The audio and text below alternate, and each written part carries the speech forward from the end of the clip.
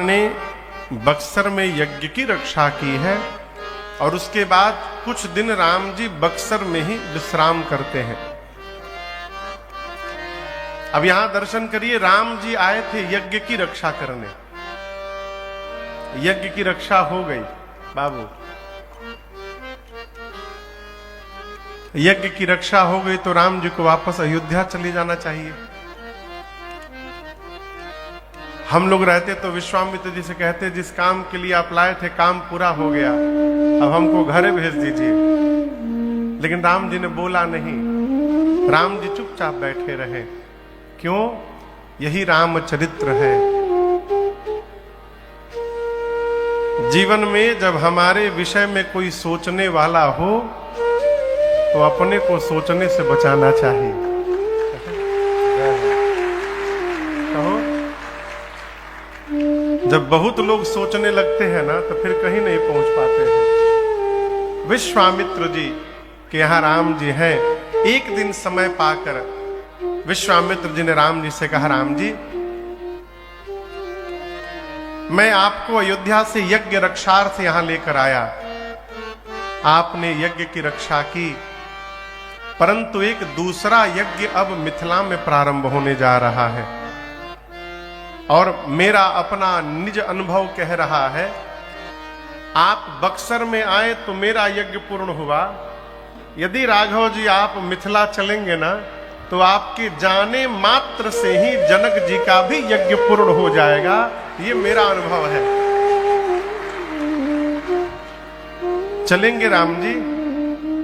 राम जी ने कहा, जो आज्ञा गुरुदेव, और दर्शन करिए। धनुष यज्ञ सुनी रघुकुल नाथा, धनुष यज्ञ सुनी रघुकुल नाथा, हर से चले मुनि बर के साथ, हर से चले मुनि बर के साथ, आश्रम एक दिख मग माही, आश्रम एक दिख मग माही, खग मृग जीव जंतु तह नाही, खग मृग जीव जंतु तह नाही, पूछा मुनि शिला प्रभु देखी, पूछा मुनि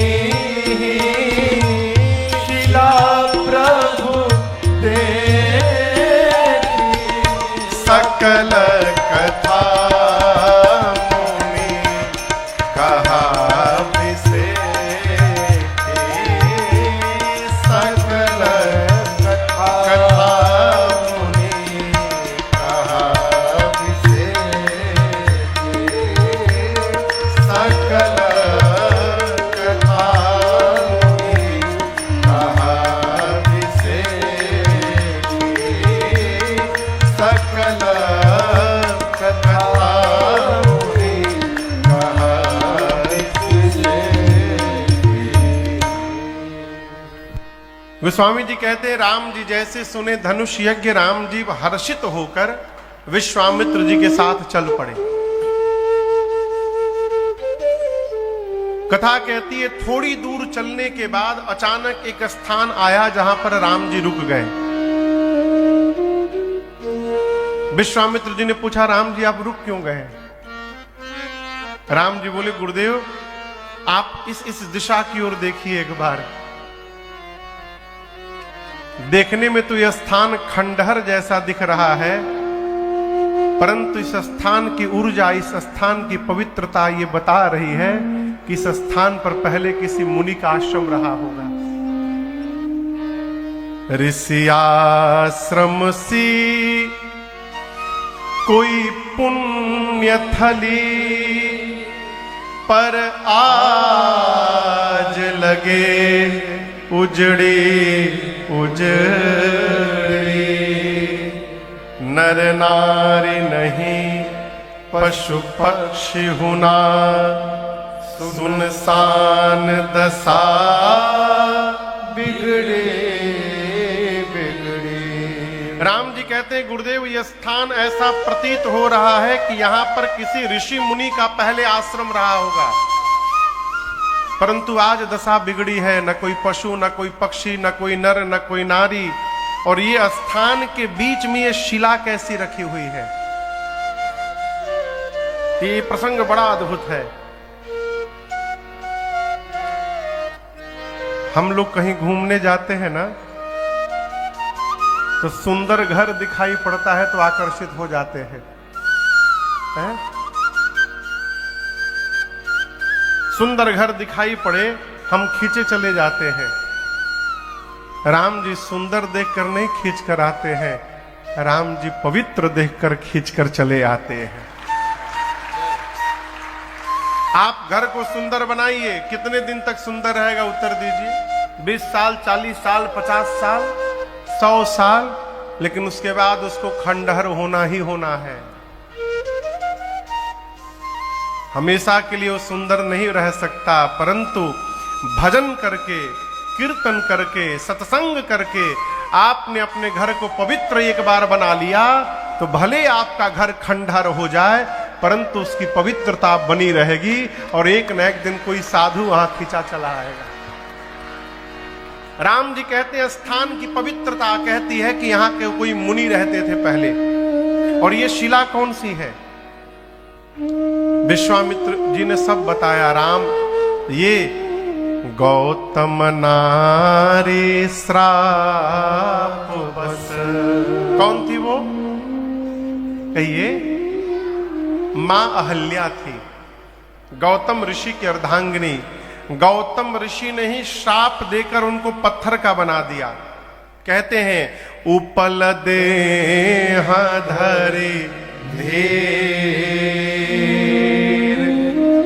चरण कमल रज चाहती, कृपा करहु रघुवीर। हे राम जी, आपके चरण में जो रज लगा है, उसी रज से इनके श्राप का मोचन बताया गया है। इसलिए हे राघव, आप इन पर कृपा करिए, कृपा करहु रघुवीर। अब यहाँ एक बड़ी अद्भुत बात निवेदन करूं आपसे, आप उत्तर दीजिए। क्या राम जी को यह नहीं पता था कि वो कौन थी? राम जी को क्या ये नहीं पता था कि मेरे चरण के रज की प्रतीक्षा में बैठी हैं? कहिए। तो राम जी आते आते क्यों नहीं चरण रज रख दिए? ये प्रश्न है। भगवान प्रभु जानत सब बिनहि जनाए। राम जी जानते हैं कि अहिल्या है, मेरे चरण रज की प्रतीक्षा में बैठी हैं, तो राम जी आकर क्यों नहीं रख दिए? इसका कारण समझिए। पहला कारण ये है, राम जी यहां कहना चाहते हैं कि जीवन में जब कभी अपने श्रेष्ठ के साथ यात्रा करते हैं तो अपने मन से कोई व्यवहार नहीं करना चाहिए जब तक श्रेष्ठ की अनुमति न प्राप्त हो जाए। श्रेष्ठ के साथ जब चले तो श्रेष्ठ की आज्ञा से व्यवहार करना चाहिए, पहली बात। दूसरी बात, राम जी संत को बड़ाई देना चाहते हैं। राम जी विश्वामित्र जी को बड़ाई प्रदान करना चाहते हैं कि आगे चलकर जगत कहे कि विश्वामित्र जी ने अहिल्या जी का उद्धार करवाया है राम जी को बोलकर। इसलिए राम जी ने अपने आप नहीं किया है? जैसे विश्वामित्र जी ने कहा कृपा कर दिया, लेकिन एक एक भाव में आपसे निवेदन करूं। गोस्वामी तुलसीदास जी यहां पर छंद लिखते हैं। क्या लिखते हैं? परसत पद पावन शोक न सावन प्रगट भई तप कुंज सही। गोस्वामी जी कहते राम जी ने पांव परोस दिया, परसत पद पावन। ये भी लिख सकते थे गोस्वामी जी, राखत पद पावन शोक न सावन। परसत क्यों लिखा? अब तो शायद प्रथा वो धीरे धीरे विलुप्त हो रही है। पहले गांव में जब भोजन कराया जाता था तो पंगत बैठती थी नीचे। भुइयां समझते हैं, भुइयां नीचे, नीचे बैठकर लोग भोजन किया करते थे। पंगत बैठती थी, उसमें कहते थे यहां सब्जी परोसिए, यहां दाल परोसिए, यहां तरकारी परोसिए। तरकारी माने सब्जी। परोसना मतलब इस प्रकार से दिया जाए कि सामग्री चली भी जाए और पात्र का आपस में स्पर्श न हो। ऊपर से देने की विधा का नाम है परोसना। परोस दिया, इसका अर्थ है, देखिए सीधी बात, राम जी ऋषियों को दंडवत करते हैं, तो जो राम जी ऋषि को दंडवत करते हैं वो राम जी ऋषि पत्नी पर पांव कैसे रख देंगे? राम जी ने पांव नहीं रखा, राम जी ने चरण रज को परोस दिया। अर्थात पादुका में से राम जी पांव निकाले, थोड़ा मिट्टी में रगड़े की धूल लग जाए और अहिल्या जी के ऊपर पांव ले जाकर धीरे से झटकारा तो उसमें से रज कण झरे और अहिल्या जी के ऊपर गिरे। और जैसे गिरे मां अहिल्या वही चैतन्य हो गई, चैतन्य हो गई। आप सोचिए, कोई आदमी युगों से आंख बंद करके बैठा हो और युग बीतने के बाद उसकी आंख खुले और सामने भगवान दिखाई पड़ जाए, क्या दशा हो जाएगी उसकी? है? बाबा कहते हैं परसत पद पावन शोक न सावन प्रगट भये तप पुंज सही। देखत रघुनायक जन सुखदायक सन्मुख होई कर जोरी रही। अति प्रेम अधीरा पुलक शरीरा मुख नहीं आवै बचन कही। अति बड़ भागी चरण ही लागी जुगल नयन जलधार। जैसे अहिल्या जी चैतन्य होकर खड़ी भई, आंखें खुली तो सामने रघुनाथ जी दिखाई पड़ गए। भगवान दिखाई पड़े तो मां अहिल्या के एक एक रोम पुलकित हो गए, शरीर में कंपन होने लगा, वाणी अवरुद्ध हो गई, नेत्र से झरझर अश्रुपात होने लगा, शरीर झूमकर और भगवान के चरणों में गिर पड़ा। राम जी ने अहिल्या जी को उठाया है। राम जी पूछे कि आपके पति ने ही आपको शाप दे दिया, मैंने सुना है। अहिल्या जी ने पूछा किसने आपसे बात कही?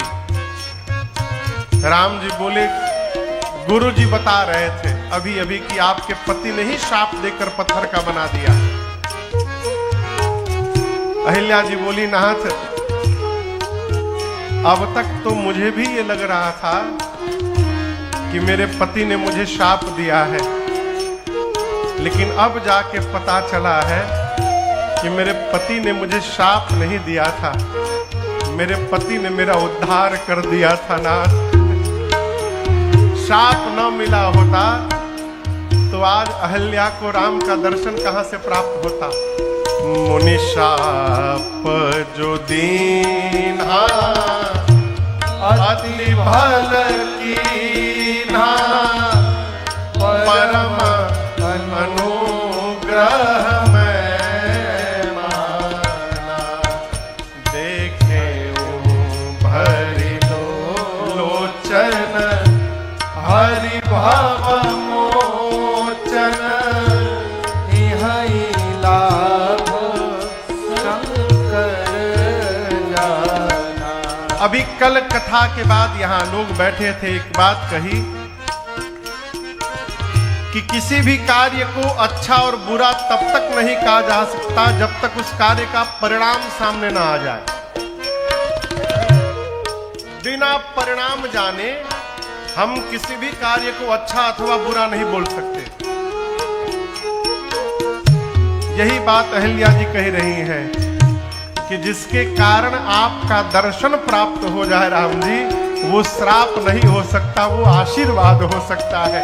मेरे पति ने मुझे आशीर्वाद दे दिया, एक वरदान दीजिए, आज के बाद मेरा मन आपके ही चरण में लिपटा रहे, क्योंकि मैं इन चरणों को जानती हूं।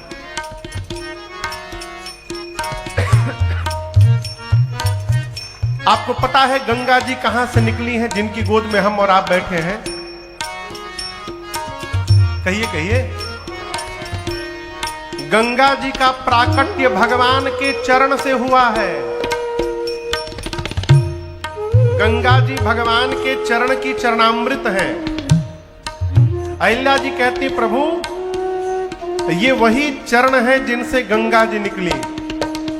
और एक आपको बात बताऊं, गंगा जी आपके चरण से ही निकली थी, इसी कारण शंकर जी ने उन गंगा जी को सिर पे धारण कर लिया है।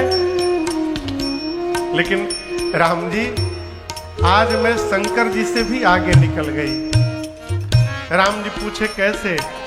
अहिल्या जी को नहीं पता कि भगवान ने चरण रखा था कि नहीं रखा था। उनको लग रहा है कि रखा होगा तभी न रज लगा है। कहती है कि शंकर जी के सिर पर तो चरण का चरणामृत गया, लेकिन बड़ भागी मैं प्रभु कि मेरे सिर पर साक्षात आपका चरण आ गया। अब इससे अधिक सौभाग्य क्या होगा जीवन में? अहिल्या जी ने जो वरदान मांगा, बाबा कहते हैं राम जी ने वरदान मांग को प्रदान किया।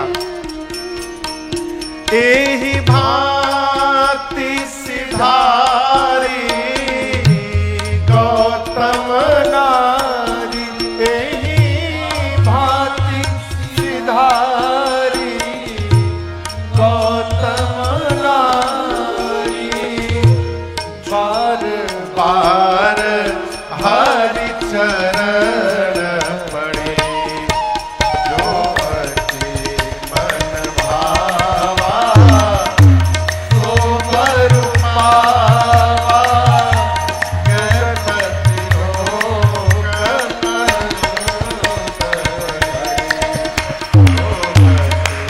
मन भावा सो बर पावा, गणपति लोक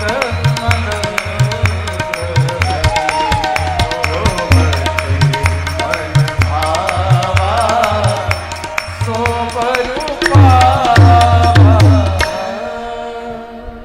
गणपति लोक आनंद भरी। ये प्रसंग कह रहा है माई बाप कि हमारे जीवन में हमारे श्रेष्ठ का क्रोध भी हमारा कल्याण ही करता है।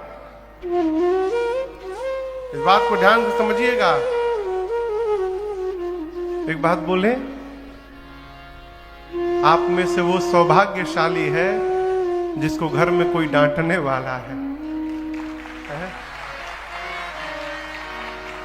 आपको यदि कोई डांटने वाला है ना घर में, तो अपने बड़भागी मानिए अपने आप को। कमी तो तब चलती है माई बाप पता, जब घर में कोई डांटने वाला नहीं रहता। तब मन करता है, जब अपने अपराध का पता चलता है तो मन कहता है काश आज बाबूजी होते तो हम ये न कर पाए होते, वो मुझे डांट कर रोक दिए होते। है इसलिए माता पिता यदि डांटे, माता पिता क्रोध करें तो उसको क्रोध न समझिए, उसको जीवन में आशीर्वाद समझिए। श्रेष्ठ के क्रोध से ही हमारा मंगल होगा। है? अहिल्या जी को मनचाहा वरदान प्राप्त हुआ और अपने पति गौतम ऋषि के साथ वो अपने लोक को लेकर चले गई वो। यहां पर पूज्यपाद गोस्वामी श्री तुलसीदास जी महाराज अपना एक निर्णय सुनाते हैं। अस प्रभु दीन बंधु हरे, कारण रहित दया, तुलसीदास सठ यही भजू, छाड़ी कपट जंजाल। गोस्वामी जी कहते हैं अस प्रभु, ऐसा प्रभु कौन है जगत में, कैसा कारण रहित दयाल, जो बिना किसी कारण ही कृपा कर दे। आप संसार भर में देखिएगा बिना कारण कुछ होने वाला नहीं है। कारण ते कारज ते कारण कठिन। अयोध्या का बिना कारण कुछ नहीं होगा, कहीं ना कहीं कारण है। अकारण क्या है? केवल भगवान की करुणा कृपा है। इसलिए कहते हैं अकारण करुणा वरुणालय, भगवान का नाम है। भगवान ही है जो बिना कारण के कृपा कर देते हैं। बात कड़वी है लेकिन ये 100% सत्य है। भगवान ही कारण रहित दयाल है। गोस्वामी जी कहते हैं सठ तुलसी, ऐसे भगवान को छोड़कर जगत में फंसा है, भगवान का भजन कर। क्या कर? भजन कर। भजन कर। कई लोग यही समझ नहीं पाते कि कैसे किया जाए। अभी कल ही कोई कह रहा था महाराज हम तो आर्मी में है, सेना पे सीमा पे रहते हैं, कैसे भजन कर सकते हैं। एक बात समझिएगा, भगवान को याद करते रहना ही भगवान का भजन है। याद बनी रहे बस। क्या याद बनी रहे? हे रघुनाथ जी, हे बांके बिहारी जी, हम आप ही के हैं। याद तो आती है, लेकिन याद रखिएगा, याद कब आती है? जब सब समाप्त हो जाता है तब याद आती है। जीव जब मरण सैया पर पड़ जाता है तब याद आती है, काश भगवान का तनिक हम भी भजन कर लिए होते। तब याद करके क्या कर लोगे? इसलिए जितना समय है, हमारे महाराज श्री कहते हैं भजले प्राणी अरे रे अज्ञानी, है 2 दिन की जिंदगानी, वृथा क्यों भटक रहा है, वृथा क्यों भटक रहा है। झूठी माया झूठी काया, चक्कर में क्यों आया, इसी से अटक रहा है, इसी से अटक रहा है।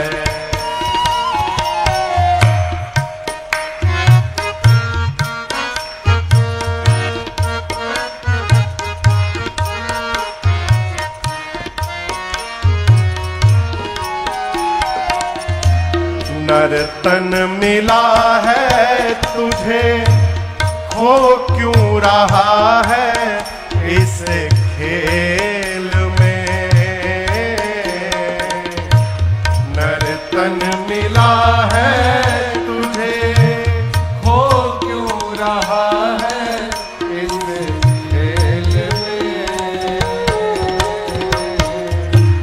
कंचन सिकाया तेरी उलझी है विषयों के मेल में। कंचन सिकाया तेरी उलझी है विषयों के मेल में। शशि भैया, सुत और दारा वैभव सारा, कुछ भी नहीं तुम्हारा, कहाँ से भटक रहा है, कहाँ से भटक रहा है। भजले प्राणी रे अज्ञानी,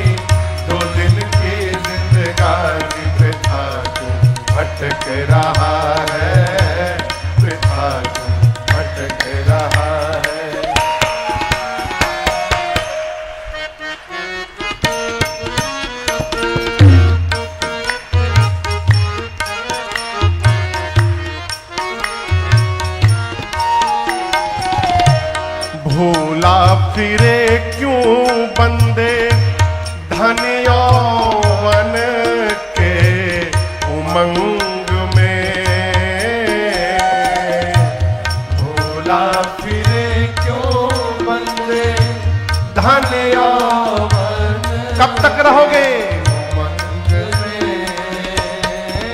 अंत में माता पिता और बंधु कोई चले ना तेरे संग में। माता पिता और बंधु कोई चले ना तेरे संग में। जीवन भर एक काम किया, मैं और मेरा, तू और तेरा, है माया का फेरा, इसी में भटक रहा है, इसी में भटक रहा है। भजले प्राणी रे अज्ञानी, 2 दिन की जिंदगानी वृथा भटक रहा है, वृथा भटक रहा है।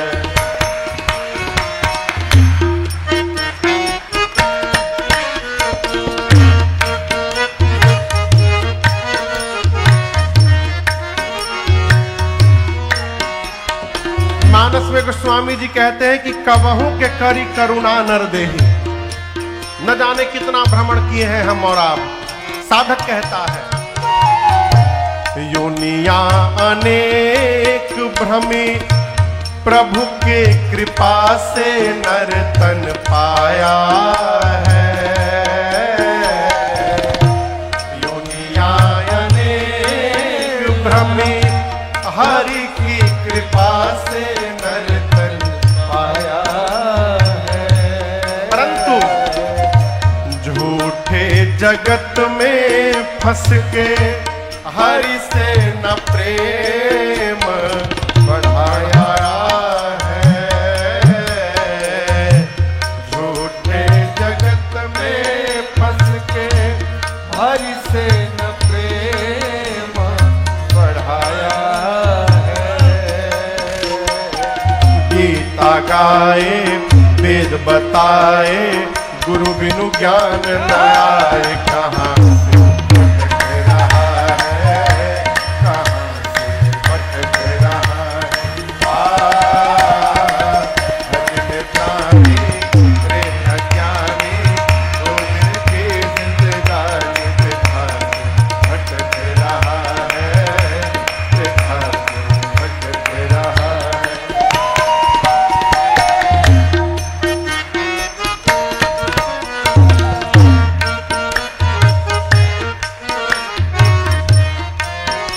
साधक कहता है अंत में, चंचल गुमानी मन, अब तो जन्म को संवार ले।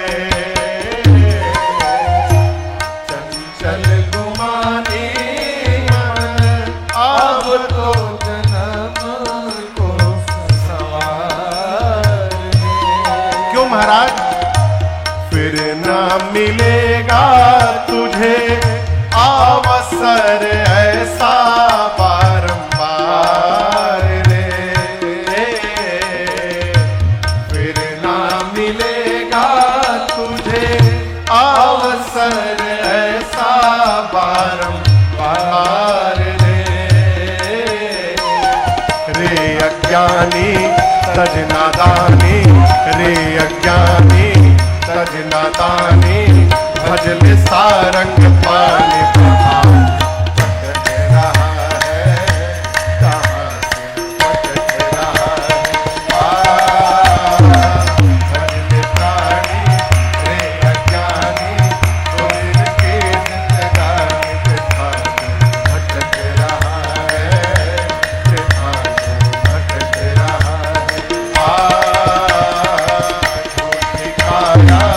झूठी माया चक्कर में क्यों आया, इसी से भटक रहा है, इसी से भटक रहा है, कहाँ से भटक रहा है।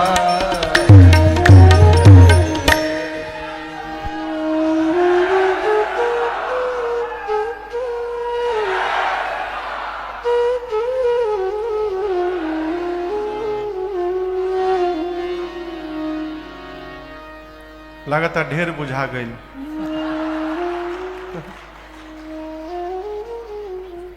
ये पद बड़ा अद्भुत है? चंचल गुमानी मन, अरे अब तो जन्म को संवार ले,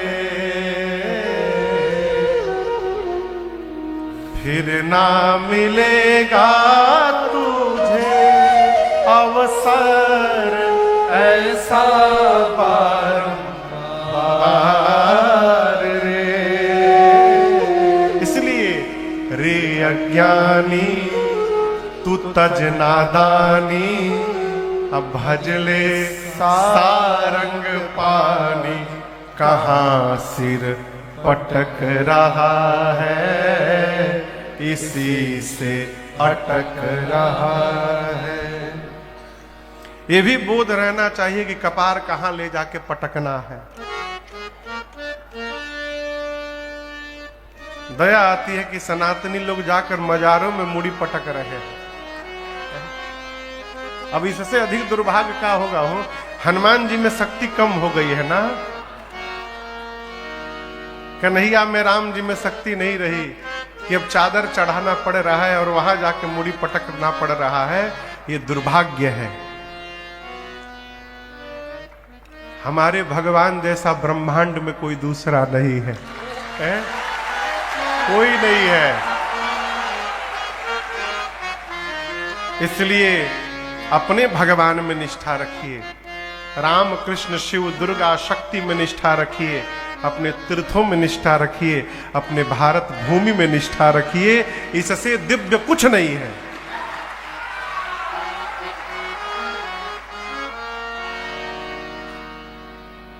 प्रभु ने मां अहिल्या को गति प्रदान की। गोस्वामी तुलसीदास जी कहते हैं, राम जी विश्वामित्र जी के साथ गंगा जी के तट पर आए। यहां विश्वामित्र जी ने गंगा जी के प्राकट्य की कथा सुनाई, स्नान हुआ और कुछ दान पुण्य हुआ। दान पुण्य करने के बाद अब राम जी विश्वामित्र जी के साथ चले और मिथिला प्रवेश हुआ है। यहां मिथिला के लोग बैठे हैं,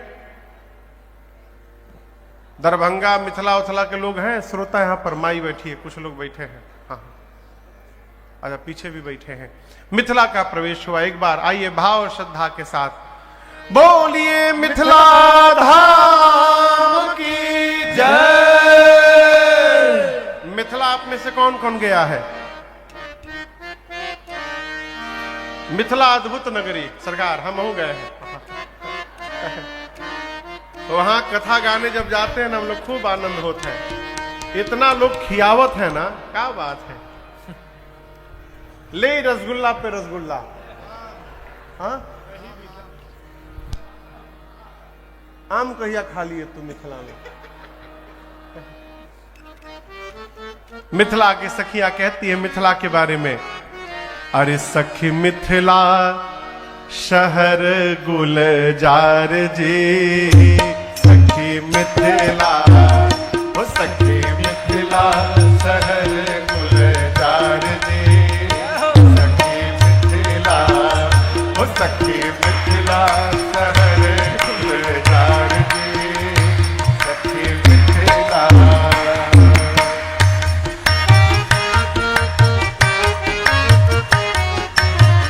मिथिला शहर में सुंदर सुंदर गलियां, मिथिला शहर में सुंदर सुंदर गलियां, मिथिला शहर में सुंदर सुंदर गलियां, मिथिला शहर में सुंदर सुंदर गलियां, और बीच में चौक बाजार जी, सखी मिथिला ओ सखी मिथिला शहर गुलजार जी, सखी मिथिला।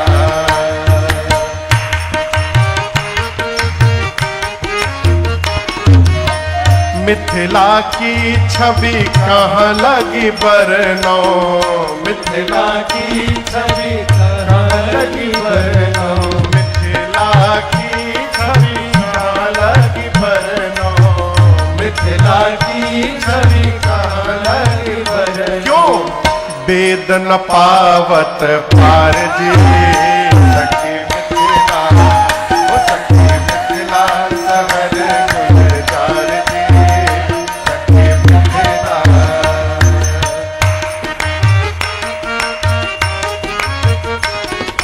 मिथिला की गारी संसारी न समझो। मिथिला की गारी संसारी न समझो। मिथिला की गारी संसारी न समझो। मिथिला की गारी संसारी न समझो। ये गारी है वेदों का सार जी। सखी मिथिला, ओ सखी मिथिला शहर गुलजार जी। सखी मिथिला, सखी मिथिला शहर गुलजार जी। सखी मिथिला, ओ सखी मिथिला शहर गुलजार जी। सखी मिथिला, सखी मिथिला शहर गुलजार जी। सखी मिथिला, बोलिए मिथिला धाम की जय। विश्वामित्र जी के साथ राम लक्ष्मण जी मिथिला पहुंचे। एक आम के बगीचे में रुके हैं। श्री जनक जी महाराज को सूचना पहुंची, मिलने आए हैं विश्वामित्र जी से। आकर विश्वामित्र जी के चरणों में दंडवत किया। आशीर्वाद देकर विश्वामित्र जी ने श्री जनक जी को बिठाया है। सत्संग प्रारंभ हुआ और उसी बीच राम लक्ष्मण जी वहां प्रवेश करते हैं। कहां गए थे? फुलवारी देखने गए थे। जैसे जनक जी महाराज की दृष्टि राम जी के ऊपर पड़ी, राम जी को देखकर जनक जी सोचने लगे कि मेरी किशोरी सीता के लिए ये सांवला वाला उचित वर दिखाई दे रहा है। विश्वामित्र जी से पूछे, कहो नाथ ई सुंदर दो बालक, मुनि कुल तिलक कीन्द्रे फूल पालक। राम जी को देखते श्री जनक जी महाराज ये पहचान गए कि ये कोई दिव्य विभूति है। यहां आप दर्शन करिएगा, जिसके भीतर जिसके जीवन में दिव्यता होती है उसको बताना नहीं पड़ता, और जिसको बताना पड़ रहा है वो दिव्य हो ही नहीं सकता।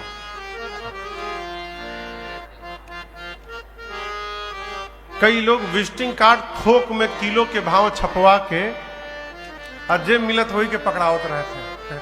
ये हम लीजिए, हम फूफा हैं, हमार धरिए। लोग कहते हमको लोग पहचान नहीं पा रहे हैं। लोग आपको नहीं पहचान पा रहे हैं, इसमें लोगों का अपराध नहीं है, आपका अपराध है। पानी पानी देखें, पानी नल में पानी पीने के लिए पैसा लगता है का? फ्री में मिलत है। वही पानी का बोतल यदि आप ट्रेन में ले लीजिए तो कितने रुपए में मिल जाएगा? 20 रुपया दाम हो गया।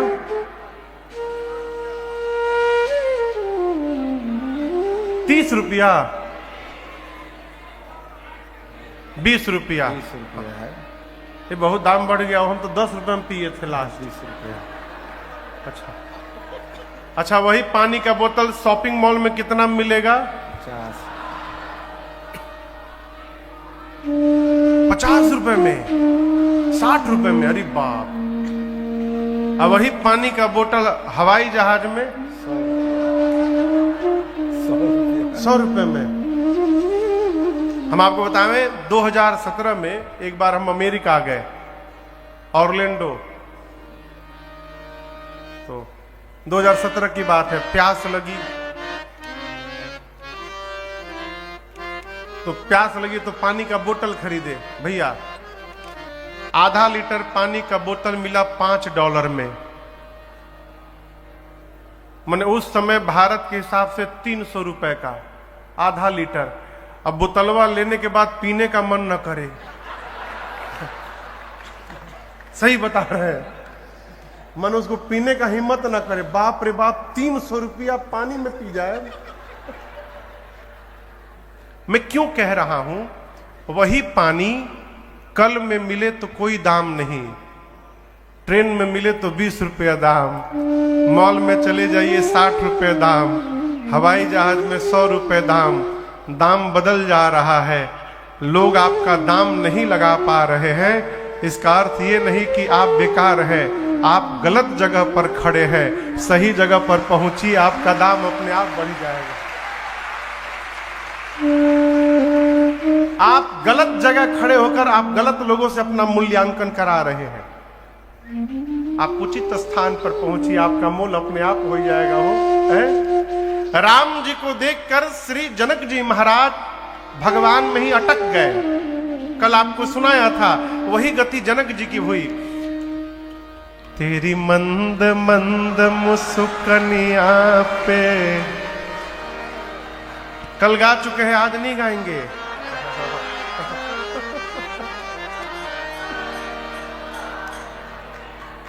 तेरी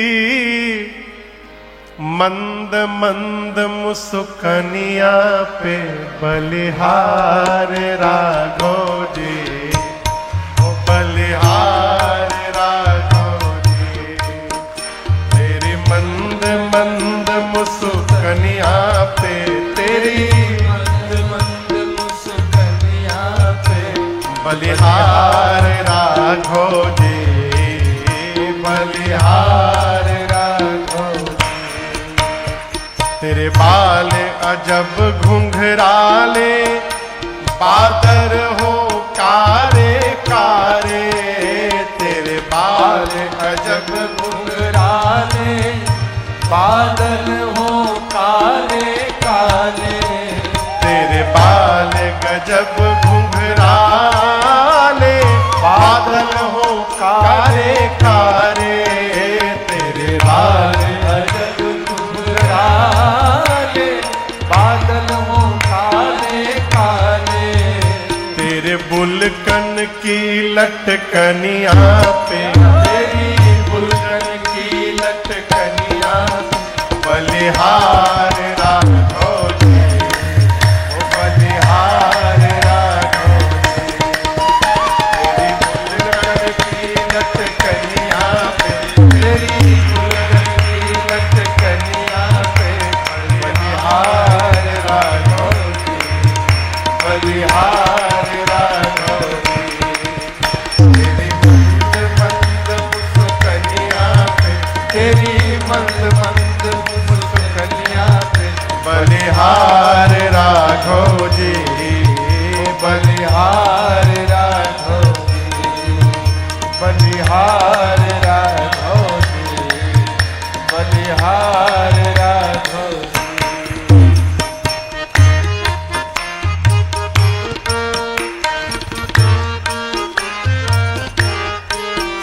तेरे नैन बड़े कजरारे लगते हैं प्यारे प्यारे। तेरे नैन बड़े कजरारे लगते हैं प्यारे प्यारे। तेरे नैन बड़े बड़े कजरारे लगते हैं प्यारे प्यारे। तेरे नैन बड़े गजरारे लगते हैं प्यारे प्यारे। तेरी तिरछी सी चितवनिया पे, तेरी तिरछी सी चितवनिया पे बलिहार राघव जी, बलिहार राघव जी। तेरी तिरछी सी चितवनिया पे, तेरी तिरछी सी चितवनिया पे बलिहार राघव जी, बलिहार राघव जी, बलिहार राघव जी, बलिहार राघव जी, बलिहार राघव जी, बलिहार राघव। अरे बलिहार राघव जी, बलिहार राघव जी।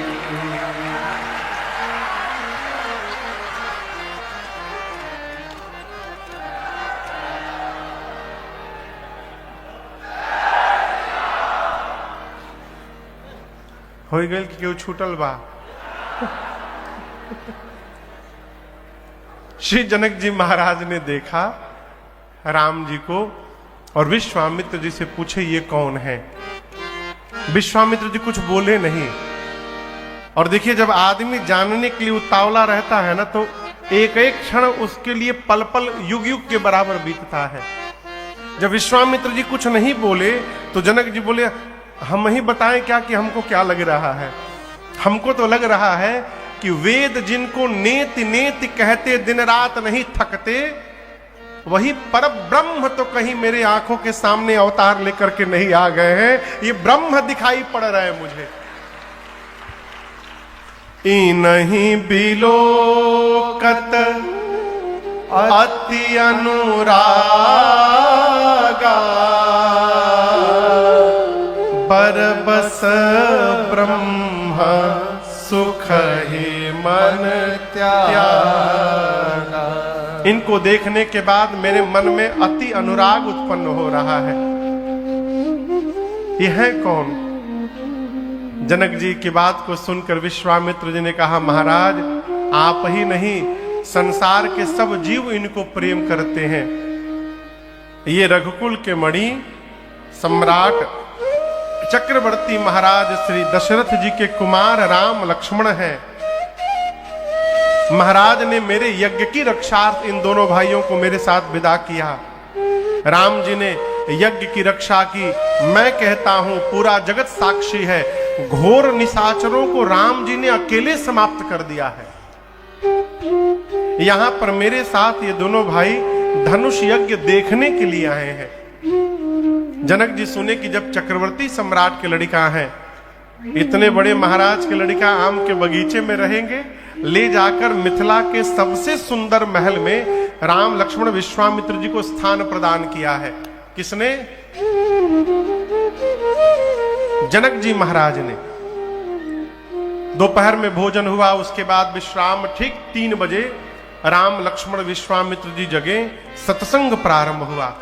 और यहां दर्शन करिए, लक्ष्मण जी के मन में भाव है, जाई जनकपुर आई देखे। लक्ष्मण जी आज मिथिला घूमना चाहते हैं। पहली बात कि भगवान के साथ रहने वाले के जीवन में कोई इच्छा उत्पन्न ही नहीं हो सकती, क्योंकि भगवान स्वयं में पूर्ण है। पूर्ण को प्राप्त करके कोई अपूर्ण कैसे हो जाएगा है? तो ये इच्छा आज क्यों प्रकट हुई?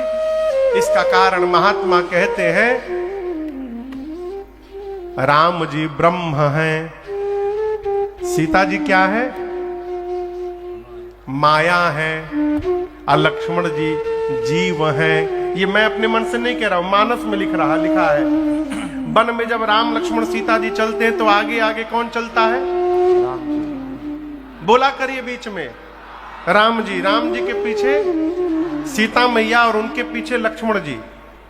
तो गोस्वामी जी कहते हैं उभय बीच, उभय माने दोनों के बीच में, सिया सोहई कैसे। राम जी और लक्ष्मण जी के बीच में सीता जी कैसी लग रही है? कैसी? ब्रह्म जीव बिच माया जय। जैसे मानो ब्रह्म और जीव के बीच में माया लिपटी हो। हमारे और आपके बीच में माया लगी है, वो दिखाई नहीं दे रही, इसीलिए हम भगवान को भूल ही जाते हैं। उसी प्रकार यहां पर लक्ष्मण जी को जीव कहा गया। लक्ष्मण जी जीवाचार्य है। हम जितने जीव हैं ना, हम सबके आचार्य है लक्ष्मण भैया। कौन है? लक्ष्मण भैया। अब आचार्य का काम क्या है ये समझिए। घर में ब्याह होता है ना, आप दर्शन करिए, आप करोड़ों रुपए खर्च कर दीजिए विवाह में, लेकिन एगो पंडित जी महाराज यदि नहीं आएंगे ना तो आपका विवाह संपन्न होने वाला नहीं है। और मजे की बात बताऊं, पंडित जी न लड़के को जानते हैं न लड़की को जानते हैं, दोनों में से किसी को नहीं जानते। पंडित जी न लड़के को जानते हैं न लड़की को जानते हैं, दोनों के जीवन में एक रात के लिए आते हैं, दोनों को 2 से 1 बना करके और हमेशा के लिए बीच में से निकल के चले जाते हैं। उसी प्रकार ये जो आत्मा है ये लड़की है, जो परमात्मा है वही लड़का है। और इस आत्मा और परमात्मा का मिलन तभी होगा जब इस आत्मा परमात्मा के बीच में कोई महात्मा आएगा, वही संबंध बना करके निकलेगा, वही आचार्य है। बिना आचार्य के भगवान मिलने वाले नहीं है, भगवान से संबंध बनने वाला नहीं है। अब ये सब क्यों सुना रहा हूं? इसलिए कि जनक जी महाराज ने जब राम जी को देखा तो जनक जी की मति हेरा गई थी, और ये बात पूरी मिथिला में फैल गई है कि 2 ऐसे सुंदर सुंदर राजकुमार आए हैं जिनको देखकर जनक जी की मति हेरा गई थी। अब मिथिलावासी सोचने लगे वो दोनों कितने सुंदर होंगे, क्या हमारे भाग्य में उनका दर्शन लिखा हुआ है, हम नहीं देख पाएंगे, वो वीवीआईपी लोग हैं, भीतर भीतर चले जाएंगे। लक्ष्मण जी आचार्य हैं, लक्ष्मण जी का काम है जीव को जगदीश से मिलाना। लक्ष्मण जी मिथिला वासियों के भाव को समझ गए, मन में सोचे आप हमारे पास नहीं आ सकते हैं तो क्या है, मैं ही राम जी को लेकर आप लोगों के पास पहुंच रहा हूं और जी भर के दर्शन करिएगा। इसलिए मिथिला देखने का भाव जगा। राम जी ने गुरु जी से कहा, राम जी गुरुदेव ये भाई साहब नगर देखना चाहते हैं, अनुमति हो तो दिखाकर लाऊं। गुरु जी ने आज्ञा दी। आराम लक्ष्मण जी देखन नगर भूप सुत आए, समाचार पुर वासी न पाए। देखन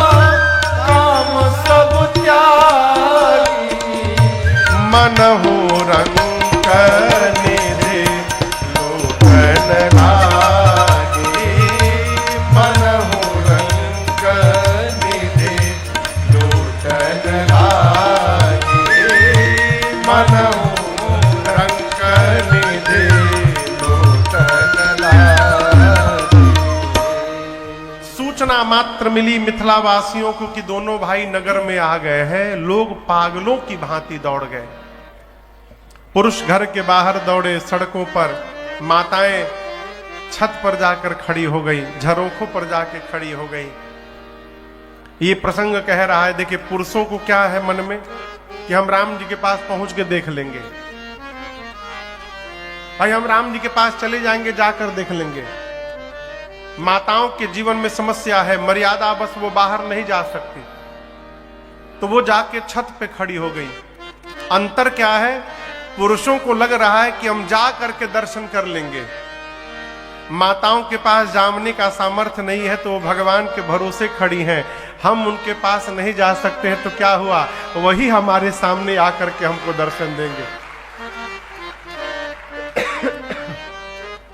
ये कथा कह रही है, यदि अपने पुरुषार्थ पर भरोसा है तो पुरुषार्थ करिए, और यदि पुरुषार्थ पे भरोसा नहीं है तो उदास मत होइए, भगवान के सहारे छोड़ दीजिए। प्रभु हम आप तक नहीं आ सकते हैं तो क्या हुआ, आप तो हम तक आ ही सकते हैं, आप ही आकर हमको दर्शन दीजिए। है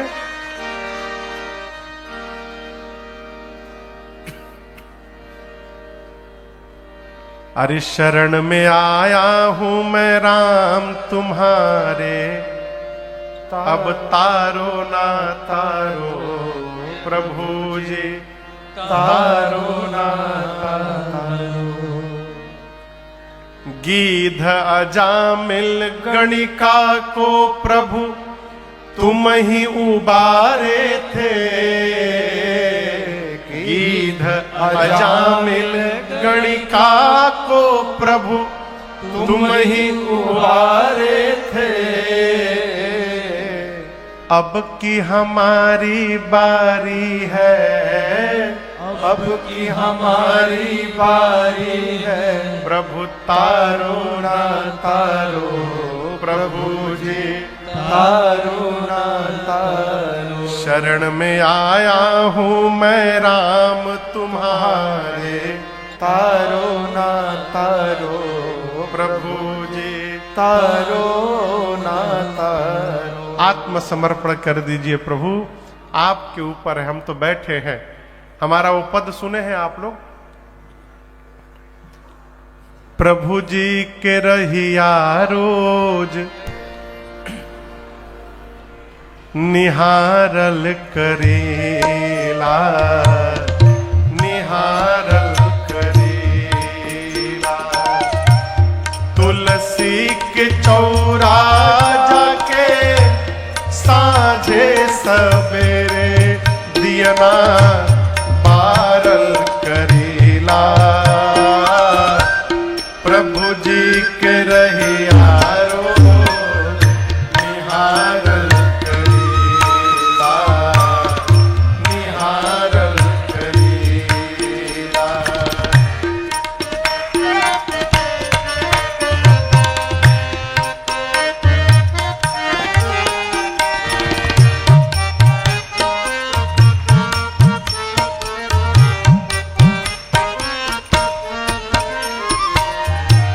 फूलवन के तूड़ी तूड़ी उन पर चढ़ौनी, मनवा में दर्शन के सपना सजौनी।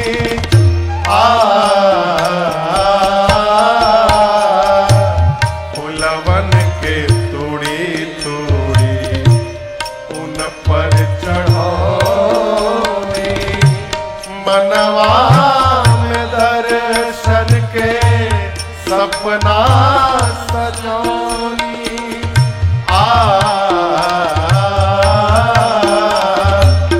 उनके छवि के आरती बारी के दिया नवा, साझ बिहनवा हम त उतारल करेला, प्रभु जी के रहिया रोज निहारल करेला, निहारल करेला। तुलसी के चौरा जाके साझे सवेरे दियना बारल करेला, प्रभु जी के रहिया रोज निहारल करेला, निहारल करेला।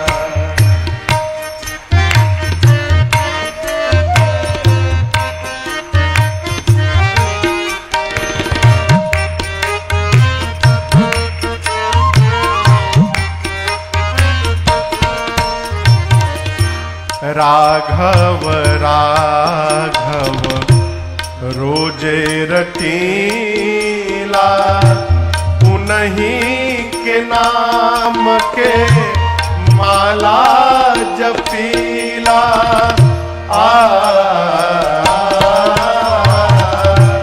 राघव राघव रोजे रटीला, उन्हीं के नाम के माला जपीला।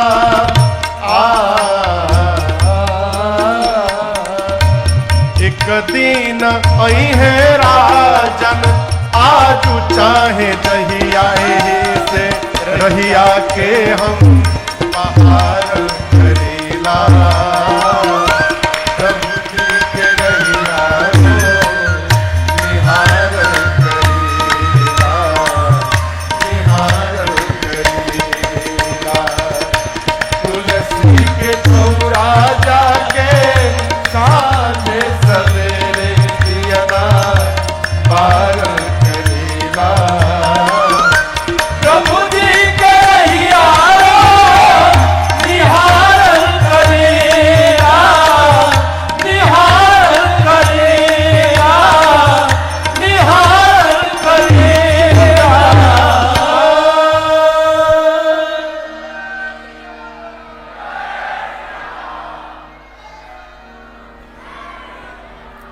राघव के रहिया रोज निहारल करेला, निहारल करे। सखियों ने